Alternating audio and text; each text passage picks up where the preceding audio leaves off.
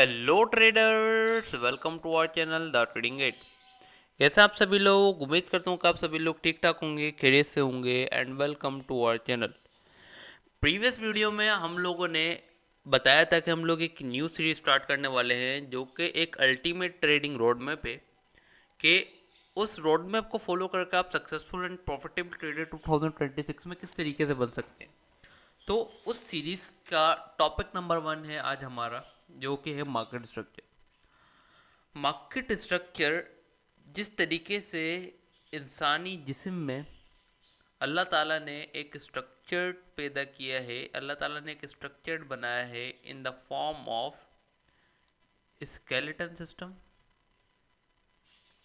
ठीक है, इसी तरीके से ट्रेडिंग में भी या दुनिया के किसी भी बिजनेस में आप कह लीजिए, जब अगर फॉर एग्जांपल आपको एक घर बनवाना है तो उसके लिए भी आप सबसे पहले क्या करेंगे? सबसे पहले आप उसके लिए एक मैप तैयार करवाएंगे कि यार मेरा ये जो हाउस है उसका स्ट्रक्चर किस तरीके से होना चाहिए। ठीक है, फिर कौन सा रूम कहाँ पे बनना है, कहाँ पे गार्डन आना है, ठीक है, कहाँ पे पानी की मोटर लगेगी, कहाँ पे पाइपलाइन सिस्टम होगा। तो इन तमाम चीज़ों का आप लोग एक स्ट्रक्चर बनवाएंगे। उसी तरीके से ही जब दुनिया का कोई भी बिजनेस हम करते हैं या फिर हम ट्रेडिंग की बात करते हैं तो मार्केट कभी भी स्ट्रेट फॉरवर्ड ना ही बाइंग होती है और ना ही स्ट्रेट फॉरवर्ड प्राइस क्या करती है, ना ही स्ट्रेट फॉरवर्ड प्राइस गिरती है। तो मार्केट हमेशा स्ट्रक्चर्ड बना के चलती है और उसी स्ट्रक्चर को रीड आउट करके, उसी स्ट्रक्चर को आइडेंटिफाई करके, ट्रेंड को आइडेंटिफाई करने के लिए हम लोग बेसिकली मार्केट स्ट्रक्चर पढ़ते हैं और मार्केट स्ट्रक्चर सीखते हैं। अब मार्केट स्ट्रक्चर ट्रेडिंग में समझ लीजिए कि मार्केट स्ट्रक्चर ही सब कुछ है। अब फॉर एग्जांपल अगर आपको यही नहीं पता कि यार आपका ट्रेंड क्या चल रहा है, आपका ट्रेंड बाइंग चल रहा है या तो फिर आपका ट्रेंड क्या सेलिंग की तरफ चल रहा है, अगर आपको यही नहीं मालूम होगा तो किस तरीके से काम चलेगा। ठीक है, तो उसको समझने के लिए, उसको ऊपर एप्लीकेशन करने के लिए हम लोग बेसिकली मार्केट स्ट्रक्चर को पढ़ते हैं। 3 टाइप के मार्केट स्ट्रक्चर होते हैं मार्केट में, जैसे कि आप कह सकते हैं कि 3 टाइप्स की मार्केट्स में साइकिल्स होती हैं, 3 टाइप्स के मार्केट के ट्रेंड होते हैं। ठीक है, पहला ट्रेंड होता है जहाँ पे प्राइस क्या करती है, जहाँ पे प्राइस अपने स्ट्रक्चर्ड बाइंग की तरफ बनाती है, जिसे हम लोग क्या कहते हैं, जिसे हम लोग बेसिकली कहते हैं कि price higher highs and higher lows की फॉर्मेशन में चल रही होती है, जिसे हम क्या कहते हैं, जिसे हम कहते हैं बाइंग स्ट्रक्चर। अब ये जो इस तरीके के स्ट्रक्चर मैं बना रहा हूँ, आम तौर पे इतना सिंपल स्ट्रक्चर आपको नहीं मिलता। ठीक है, ये तो सबको समझ में आ रहा है कि हाँ यार, प्राइस क्या कर रही है, प्राइस उठ रही है, प्राइस बाइंग होती हुई जा रही है। अब जब आप रियल लाइफ में देखेंगे, जब आप रियल चार्ट्स पे देखेंगे, मार्केट में जब आप देखेंगे ना, तो आपको किस तरीके से नज़र आएगा। तो मार्केट में आपको बहुत ज़्यादा मुश्किल का सामना करना पड़ेगा। किस लिए आपको बहुत ज़्यादा मुश्किल का सामना करना पड़ेगा कि आपको आपका स्ट्रक्चर समझ में नहीं आएगा। अगर आप इस तरीके से सिंपल स्ट्रक्चर को फॉलो करके अगर आप चलेंगे तो मार्केट में जो स्ट्रक्चर्ड है वो काफ़ी ज़्यादा कॉम्प्लेक्स स्ट्रक्चर को समझना। तो स्ट्रक्चर मार्किंग, स्ट्रक्चर मैपिंग, किस तरीके से स्ट्रक्चर को समझते हैं और स्ट्रक्चर किस तरीके से मार्क करते हैं, वो तमाम चीज़ें अपन लोग समझने वाले हैं इस पार्ट में। और फिर इंशाल्लाह उसके बाद चार्ट पे जाके अप्लाई करेंगे कि किस तरीके से स्ट्रक्चर मार्क करते हैं। सबसे पहला जो स्ट्रक्चर होता है वो होता है बुलिश स्ट्रक्चर, जिसे फॉर एग्जांपल आप लोग एज अ यूज़ करते हो for executing your buying trades. ठीक है, बाइंग ट्रेड्स के लिए जिसे आप लोग यूज़ करते हैं। अब ये जो स्ट्रक्चर्ड की फॉर्मेशन होती है ना, ये स्ट्रक्चर की फॉर्मेशन होती है हायर हाइस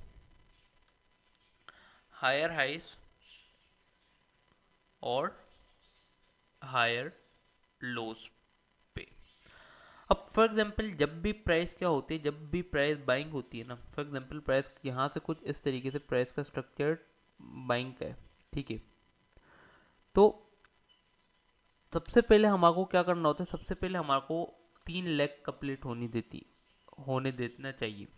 फॉर एग्जांपल हमारे को मालूम है कि यार हमारी फर्स्ट लेग, सेकंड लेग और थर्ड लेग, ये हमारे को मालूम है कि यार ये वाला जो स्ट्रक्चर्ड है ना, फॉर एग्जांपल ये 3 स्ट्रक्चर्ड 3 लेग्स को देख के हमारे को क्या नज़र आ रहा है कि हाँ यार ये वाला जो स्ट्रक्चर है ना, ये हमारे को एज अ बाइंग की तरफ जाते हुए नज़र आ रहा है।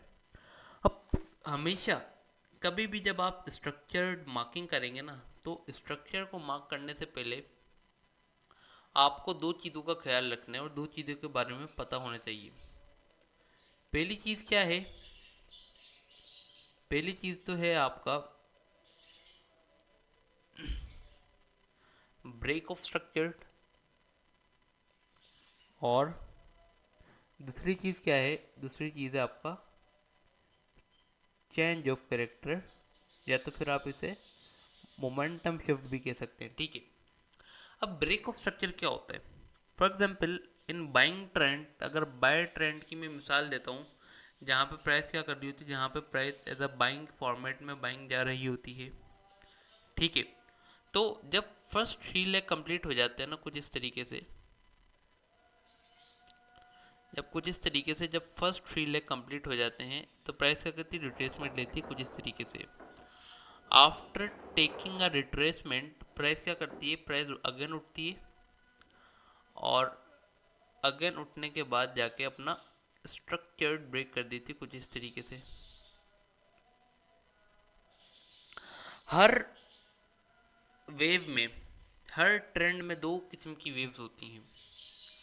पहली जो वेव होती है, एक होती है इम्पल्सिव वेव, और दूसरी क्या होती है, दूसरी होती है करेक्टिव वेव, जिसे आप लोग एज अ रिट्रेसमेंट भी कह सकते हैं। अब रिट्रेसमेंट को मार्क करने का तरीका भी काफ़ी ज़्यादा लोगों का डिफरेंट होता है। अब कुछ कहते हैं कि भाई कुछ विक्स के ऊपर फॉलो करते हैं कि भाई ये विक्स कुछ इस तरीके से बन रही है, तो विक्स के ऊपर कुछ लोग फॉलो करते हैं कि यार हमारी विक्स इस तरीके से बनेगी तो हम ये रिट्रेसमेंट एज काउंट करेंगे। For example in buying trend, जो कि फॉर एग्जांपल आपको ये बाइंग ट्रेंड एज चल रहा है, अब बाय ट्रेंड की जो रिट्रेसमेंट है ना, आप इसको एक बार फॉलो करके देखिए तो आपको इंशाल्लाह बहुत ज़्यादा फ़ायदा मिलेगा इसको फॉलो करने के बाद।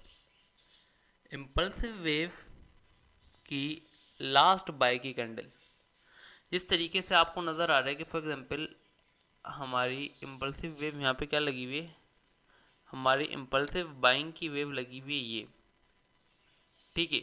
इसकी जो बाय की कैंडल है उसका लो क्या है, उसका लो है हमारा ये वाला एरिया। अब जब प्राइस अपनी इस बाइंग की कैंडल का लो ब्रेक करेगी जैसे ही, और साथ साथ क्लोजिंग देना चाहिए। अगर फॉर एग्जांपल प्राइस क्या करती है, अगर फॉर एग्जांपल हम देखते हैं कि प्राइस कुछ इस तरीके से कर तो रही है, प्राइस आती है कुछ इस तरीके से, आने के बाद भले ऊपर विक लगाए या नहीं लगाए, और इसके नीचे क्लोजिंग नहीं देती है, कुछ इस तरीके से एज अ प्राइस क्या करती है, विक बना देती है, और नेक्स्ट कैंडल क्या करती है, इसके नीचे क्लोजिंग दे देती है कुछ इस तरीके से विक के अंदर। अब देखिए जो कैंडल्स होती है ना, अब कैंडल्स की भी 2 टाइप होती हैं। एक तो होती है हमारी इंडिपेंडेंट कैंडल, और दूसरी क्या होती है, दूसरी होती है हमारी इंटरनल कैंडल। इंडिपेंडेंट कैंडल क्या होती है, इंडिपेंडेंट कैंडल होती है कि जिसने फॉर एग्जांपल अगर जिस तरीके से ये हमारी एज अ बाइंग की कैंडल बनी है, ठीक है, ये हमारी एज अ बाई की कैंडल बनी ये वाली। अब प्राइस ने इस प्रीवियस बाइंग की कैंडल का भी प्राइस ने क्या किया, हाई ब्रेक करके इसके ऊपर क्लोजिंग दी, ठीक है। तो ये वाली इस तरीके से जो कैंडल्स होती है ना, जो होती है मोमेंटम कैंडल जिसे हम कहते हैं, बेसिकली वो होती है हमारी इंडिपेंडेंट कैंडल। और हमेशा एक बात याद रखिएगा कि जब भी आप वेट करें कि यार अब प्राइस का जैसे कि ये लो ब्रेक होता है तो मेरी रिट्रेसमेंट आना स्टार्ट हो जाएगी। अब आप लोगों ने ये सोचा कि यार प्राइस का लो ब्रेक जैसे ही होगा तो हमारी एज अ रिट्रेसमेंट आना काउंट हो जाएगी, ठीक है। बट एक चीज़ आपने हमेशा ख्याल में रखनी है, एक चीज़ क्या ख्याल में रखनी है, एक चीज़ ख्याल में रखनी है कि फॉर एग्जांपल अगर आपकी इस पॉइंट ऑफ इंटरेस्ट पे आके ये विक लग जाती है, अगर कैंडल के लो पे आके विक लग जाती है तो अभी हम लोग इस कैंडल के ब्रेक डाउन पे हम लोग ये नहीं कहेंगे कि यार हमारी रिट्रेसमेंट आ गई। हम क्या वेट करेंगे, हम वेट करेंगे कि अब हमारी इस कैंडल का लो के नीचे बॉडी की क्लोजिंग, भले एक पिप्स की क्लोजिंग हो या 2 पिप्स की क्लोजिंग हो या 100 पिप्स की क्लोजिंग हो, बट इसके नीचे क्लोजिंग हो। अगर नेक्स्ट कैंडल भी क्या करती है, नेक्स्ट कैंडल कुछ अगेन इस तरीके का सीन बना देती है, कुछ इस तरीके से ये क्लोजिंग दे देती है, तो अब हम क्या वेट करेंगे, अब हम वेट करेंगे कि प्राइस क्या करे, प्राइस इसके नीचे क्लोजिंग देनी चाहिए। अब अगर इस तरीके से 1 लाख कैंडल भी बन जाती है ना, जब तक हमारी रिट्रेसमेंट काउंट नहीं होगी, जब तक हमारी विक्स के नीचे क्लोजिंग नहीं हो जाएगी। ट्रेडिंग में विक्स काफ़ी ज़्यादा इंपॉर्टेंट होती हैं, बॉडी भी इंपॉर्टेंट होती है। यहाँ पे मैं चलिए बता देता हूँ, कैंडल्स में बॉडी भी काफ़ी ज़्यादा इंपॉर्टेंट होती है और बॉडी से ज़्यादा इंपॉर्टेंट होती है उस बॉडी की विक्स, ठीक है। अब काफ़ी ज़्यादा ट्रेडर पता है लॉस क्यों करते हैं, काफ़ी ज़्यादा ट्रेडर लॉस करते हैं कि भाई फॉर एग्जांपल उनको स्ट्रक्चर तो पता है क्या है, बट कैंडल की साइकोलॉजी समझ नहीं आती कि यार कैंडल की फॉर्मेशन क्या हो रही है और कैंडल किस तरीके से बन रही है। तो ये जो चीज़ें हैं ना, जिसे हम क्या कहते हैं, इस टॉपिक को हम कहते हैं, यहाँ पे मैं लिख भी देता हूँ,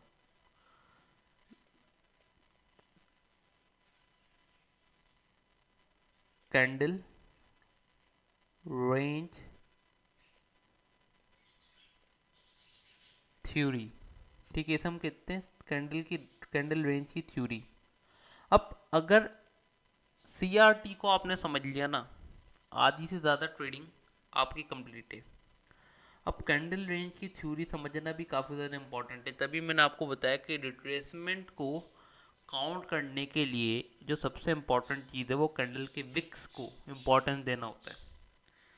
आई होप कि ये चीज़ आपको समझ में आ गई होगी। अब इसी तरीके से अब मैं यहाँ पे क्या करते हैं, अब यहाँ पे हम बात करते हैं कि ब्रेक ऑफ स्ट्रक्चर क्या होता है। ब्रेक ऑफ स्ट्रक्चर के बारे में हम लोग कर रहे थे बात, ठीक है, कि ब्रेक ऑफ स्ट्रक्चर क्या होता है।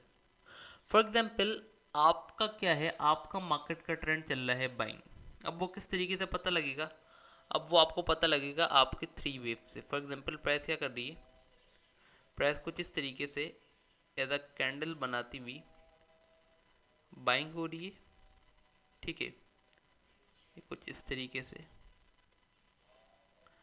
अब यहाँ से क्या होती है, ये पीछे की भी कैंडल्स मैं बना देता हूँ कुछ इस तरीके से। अब आपकी क्या होती है, अब आपकी रिट्रेसमेंट आने स्टार्ट होती है। रिट्रेसमेंट का असूल आप लोग को पता लग गया कि हाँ यार ये जो हमारी लास्ट कैंडल है ना बाई की इम्पल्सिव वेव की, उसकी कैंडल का लो ब्रेक होना चाहिए। अब वो लो ब्रेक हो, एक कैंडल में ब्रेक हो या तो फिर वो लो 100 कैंडल में ब्रेक हो, बट हमारा रूल क्या है कि लो ब्रेक होना लाजमी है। अब फॉर एग्जांपल प्राइस ने यहाँ पे लो ब्रेक कर दिया। अब भले रिट्रेसमेंट की भी 2 टाइप्स होती हैं, एक तो होती है, अब मैं यहाँ पे आपको बताता हूँ रिट्रेसमेंट की टाइप, ठीक है। रिट्रेसमेंट की भी ना 2 टाइप्स होती हैं, एक तो होती है नॉर्मल रिट्रेसमेंट, जो कि फॉर एग्जांपल फिप के 0.50 के लेवल से 61 के लेवल से प्राइस अगर क्या करती है, अगर आप यहाँ से लेके यहाँ से कुछ इस तरीके से फिप अप्लाई करें तो 0.50 या 0.61 का जो लेवल होता है वो हमारा बेसिकली गोल्डन जोन होता है, जहाँ से प्राइस क्या करती है, उड़ जाती है।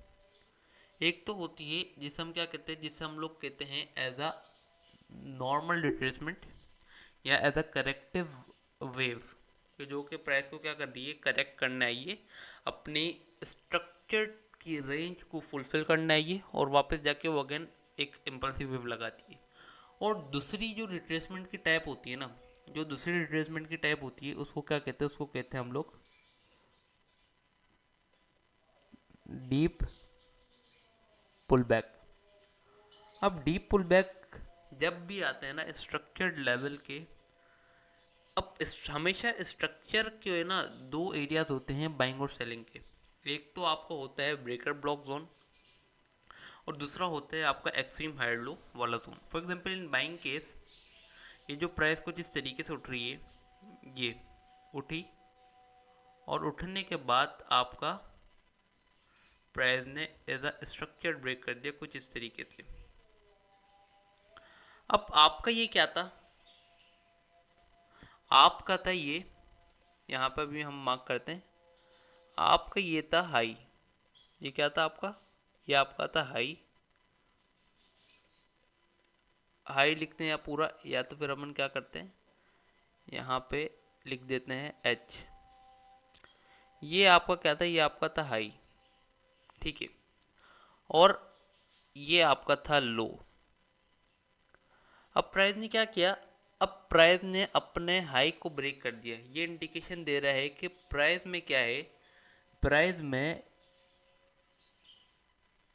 स्ट्रेंथ है, किसकी, प्राइस में मोमेंटम है कि प्राइस यहाँ से और ऊपर जाए, ठीक है। अब प्राइस ने क्या किया, प्राइस ने अब रिट्रेसमेंट ली। अब रिट्रेसमेंट का असूल आपको पता लग गया कि यार इम्पल्सिव वेव की कैंडल क्लोजिंग हुई, हाँ भाई अच्छी कैंडल क्लोजिंग हुई, इंडिपेंडेंट कैंडल क्लोजिंग हुई। प्राइस ने क्या किया, अगेन जाके अपना हाई ब्रेक कर दिया। अब प्राइस ने क्या किया, जब अपना हाई ब्रेक किया ना, तो इसे हम क्या कहेंगे, इसे हम कहेंगे ब्रेक ऑफ स्ट्रक्चर के। प्राइस ने अपने स्ट्रक्चर को यहाँ पे ब्रेक कर दिया। अब जब भी प्राइस क्या करे, जब भी प्राइस अपने स्ट्रक्चर को ऐसा ब्रेक करे ना, तो हमें क्या करना है, हमें सिंपली जो हमारा लो है ना, लो को उठा के कहाँ ले आना है, लो को उठा के हमें ले के आ जाना है डीप लो पे। किसके डीप लो पे, ये जो हमारी रेंज लगी है ना, कौन सी, ये जो हमारी रेंज लगी है ना ये वाली, इसके डीप लो पे हमारे को ले आना है अपना लो। मार्क कर लेना, ये है अब हमारा लो। हायर हाई हमेशा जब मार्क किया जाएगा, अब ये दो चीज़ें हैं जो कि आपको समझनी है। और इसी तरीके से अगर फॉर एग्जांपल प्राइस क्या करती है, प्राइस अगर अगेन कुछ इस तरीके से डाउन आती है, अपना रिट्रेसमेंट लेती है, और रिट्रेसमेंट लेने के बाद अगर अगेन जाके, अगर मैं यहाँ पे कुछ अगेन मार्किंग करूँ, अगेन जाके कुछ इस तरीके से अगर प्राइस अपना हाई ब्रेक कर देती है ना, ये कुछ इस तरीके से, ये, तो हम अगेन लिखेंगे ब्रेक ऑफ स्ट्रक्चर। और ब्रेक ऑफ स्ट्रक्चर के बाद हम सिर्फ अपने लो को क्या करेंगे, अपने लो को शिफ्ट करेंगे जो भी हमारा नेक्स्ट इम्पल्सिव स्विंग का डीप लो होगा, ठीक है। ये बात समझ में आ गई। अब दो बात आप मेरी अब सुने, हमेशा लो आपको कब मार्क करना है, हमेशा यहाँ पे हम समझते हैं कि हमेशा आपको लो, हमेशा आपको लो जब शिफ्ट करना है इन बाइंग ट्रेंड, कि जब प्राइस क्या करे, जब प्राइस अपना ब्रेक ऑफ स्ट्रक्चर करे। अगर इन बाइंग केस की अगर मैं बात करूं, तो अगर प्राइस जब कुछ इस तरीके से तीन वेव दे लेना और अपना हाई को ब्रेक कर दे, तब आपने अपने लो को शिफ्ट करना है। और आपने अपना हायर हाई प्राइस पे कब लिखना है, कि जब प्राइस क्या करे, इम्पल्सिव वेव देने के बाद रिट्रेसमेंट देने लगे कुछ इस तरीके से, और रिट्रेसमेंट दे के एक अच्छी रिट्रेसमेंट दे दे, 0.50 के लेवल तक आ जाए, या तो फिर रिट्रेसमेंट का असूल जो आपको मालूम है उसको ब्रेक कर दे इम्पल्सिव वेव के लास्ट कैंडल को, तो आपने अपना हायर हाई लिख लेना है। बस सिंपल सी बात है, ये दो बात आपने ख्याल में रखनी है। इन बाइंग ट्रेंड आपको ब्रेक ऑफ स्ट्रक्चर समझ में आ गया होगा आई होप। और इसी तरीके से अब हम बात करते हैं कि break of structured in selling trend. अब सेल ट्रेंड का जो स्ट्रक्चर होता है ना, सेल ट्रेंड का जो स्ट्रक्चर होता है वो होता है लोअर हाई और लोअर लो के फॉर्मेशन में। मुझे मालूम है कि वीडियो बड़ी हो रही है, बट इस वीडियो का जो प्योर कॉन्सेप्ट है ना, मार्केट स्ट्रक्चर का कि आपको समझ में बहुत अच्छे आने वाला है, तो आपको बहुत अच्छे तरीके से समझ।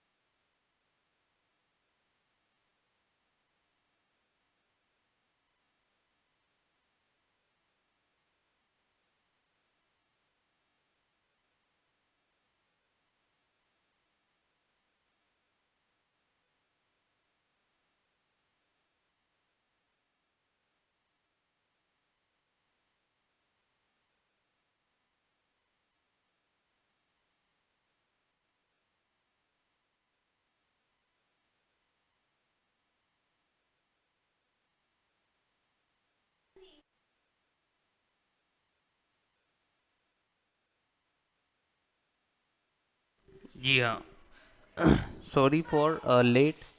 अब देखिए, सेलिंग का भी स्ट्रक्चर्ड होता है दो फॉर्मेट में, एक तो लोअर हाई और एक लोअर लो। अब जो लोअर हाई और लोअर लो को किस तरीके से पहचानते हैं, सेलिंग की जो वेव होती है ना, अब सेलिंग की वेव होती है कि प्राइस गिर रही होती है कुछ इस तरीके से। इसमें भी हमने क्या करना है, इसमें भी हम लोगों ने वेट करना है कि प्राइस क्या करे। प्राइस अपने तीन वेव लगा ले, और थ्री वेव लगाने के बाद प्राइस क्या करे, अपने स्ट्रक्चर को ब्रेक कर दे कुछ इस तरीके से। तो इससे हम क्या कहेंगे, इन सेलिंग केस का ये हमारा ब्रेक ऑफ स्ट्रक्चर है। और स्ट्रक्चर्ड आइडेंटिफिकेशन इस तरीके से करेंगे, इस हम कहेंगे हमारा ये था हाई, ये हमारा था लो, ये हमारा था लोअर हाई। और लोअर लो हमारा कब बनेगा, लोअर लो जब बनेगा कि जब प्राइस अपनी रिट्रेसमेंट लेना स्टार्ट करेगी, ठीक है। ये कुछ इस तरीके से उन सेलिंग ट्रेंड की होती है साइकिल्स। अब एक चीज़ हम समझते हैं कि चेंज ऑफ कैरेक्टर या फिर मोमेंटम शिफ्ट क्या होता है। अब फॉर एग्जांपल बुलिश ट्रेंड में ही समझते हैं, और बियरिश ट्रेंड में सिर्फ आप लोग उसका उल्टा कर लीजिएगा। अब इन बुलिश ट्रेंड, जब मार्केट की साइकिल, जब मार्केट का ट्रेंड बुलिश से बेरिश में कन्वर्ट होता है ना, जिस तरीके से प्राइस ने अभी अपना स्ट्रक्चर्ड लेवल बनाया हुआ है ये, कि भाई प्राइस का ये लो है और ये प्राइस का अभी हाई हमारे को नहीं पता, क्यों, क्योंकि अभी प्राइस ने एज अ रिट्रेसमेंट वेव लेना चालू नहीं की, ठीक है। अब फॉर एग्जांपल प्राइस क्या करती है, प्राइस कुछ इस तरीके से नीचे आती है और आने के बाद अपना ये लो ब्रेक कर देती है। अब जब भी कभी ऐसा हो कि प्राइस अपना मेजर हायर लो ब्रेक कर दे, जब भी प्राइस अपना मेजर हायर लो ब्रेक कर दे, तो उसे हम क्या कहते हैं कि जो हमारा ट्रेंड है या फिर जो हमारा स्ट्रक्चर्ड है ना, वो एज अ बाइंग से सेलिंग की तरफ कन्वर्ट हो गया। बट जब बैंक से सेलिंग की तरफ कन्वर्ट होता है ना, तो हमारे को एक और चीज़ का वेट करना होता है कि यार क्या ये लिक्विडिटी ग्रैब है, या तो फिर ये ओरिजिनल ब्रेक ऑफ, ये या तो फिर ये ओरिजिनल स्ट्रक्चर शिफ्ट है, जिसके लिए हम लोग क्या करते हैं, जिसके लिए हम लोग करते हैं वेट कि प्राइस क्या करे, एक बार रिट्रेसमेंट ले, रिट्रेसमेंट लेने के बाद अगेन स्ट्रक्चर ब्रेक करे।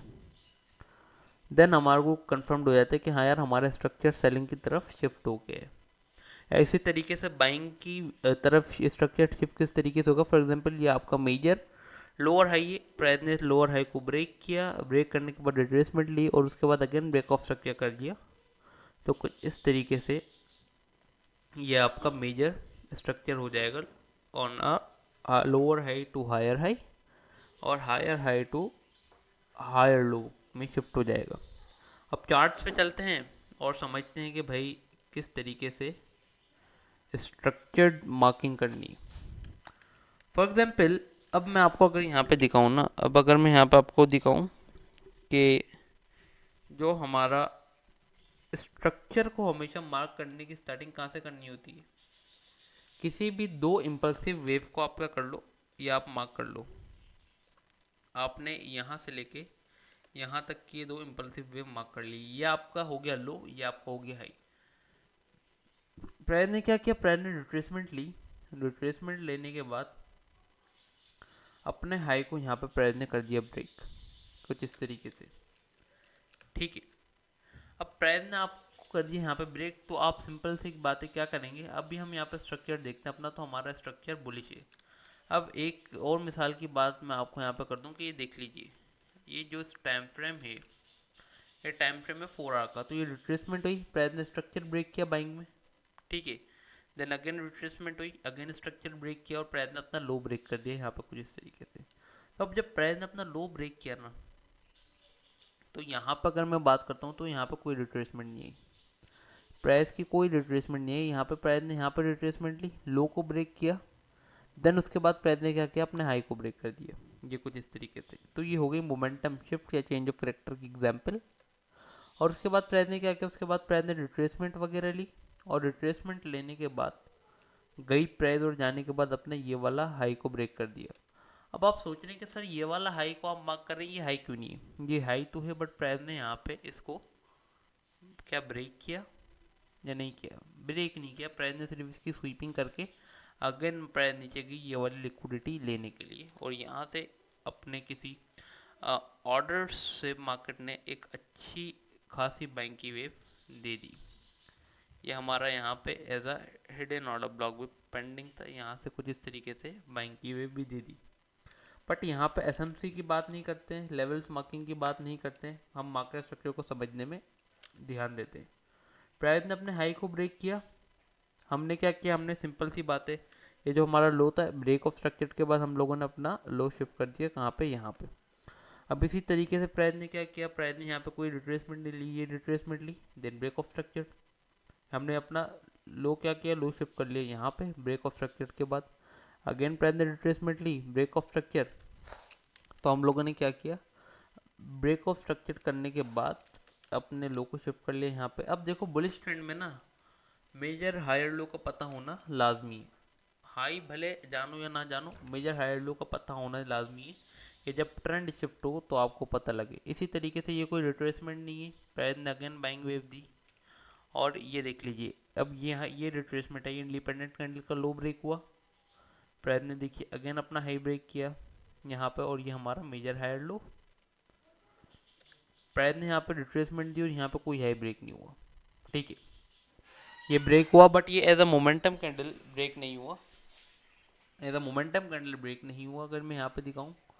और प्राइस ने रिट्रेसमेंट ली, और अब मैं ये देखो क्या कहते हैं, दो लेवल्स होते हैं किसके, बाइंग के, एक तो हमारा मेजर हायर लो का लेवल, और एक होता है हमारा स्ट्रक्चर्ड लेवल। जिस तरीके से प्राइस ने क्या किया, रिट्रेसमेंट ली और मेजर हायर लो के लेवल से उठी, और जाने के बाद अगेन स्ट्रक्चर ब्रेक कर दिया।